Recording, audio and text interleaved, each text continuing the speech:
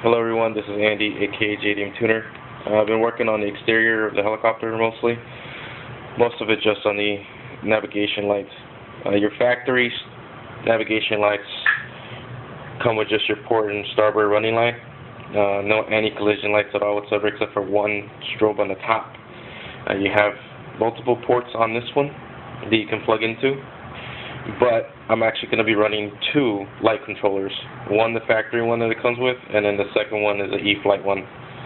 The reason for that being is this one does not turn off.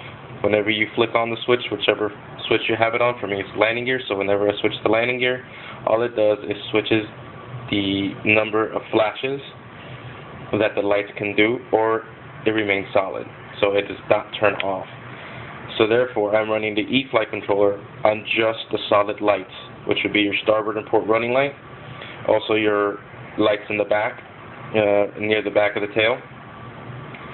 Those will be controlled by the E-Flight controller. And then the ones that flash are your anti-collision lights, the ones at the end of the winglets, the ones at the end of the tail, and the one on top of the doghouse will be controlled by the factory one. And in that one, I was set to the number of times I want it to flash.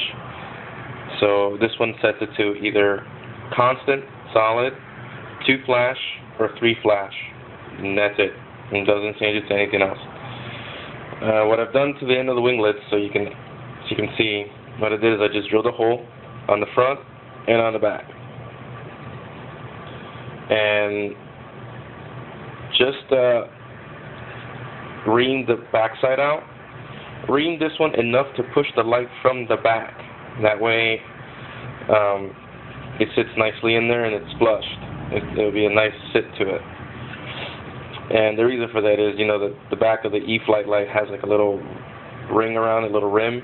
And that rim will sit, and you glue that to the back of the winglet. So just ream out this side so that way you can push it out, or push it from the back side to push it to the back side, and it sits nicely in there. And that's what I did to both of them.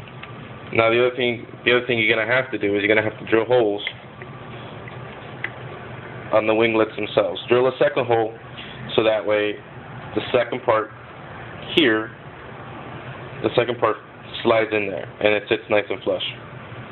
So just do that and you'll be fine, and everything will sit flush. The other thing, here's the back of the wing, or the back of the tail, I'm sorry. Here's one of them. Here's your anti-collision on top and your constant in the back. And I did that to both of them. Same thing, just drill a hole, ream it out so you can push the light from the inside out. So you can push the light from the inside out, and then the lip on the light will sit nicely on it. The other thing I did is I painted all the laser range sensors. I painted all of them in blue. Found that on some walk-around pictures of some Cobras, and I painted them in blue. The easiest thing to do is, guys, just take a Sharpie. For me, I took a blue Sharpie, and then it's a pen Sharpie. So it's not a fat Sharpie, it's just a regular pen Sharpie. And that way you can just color around it. I did that to all the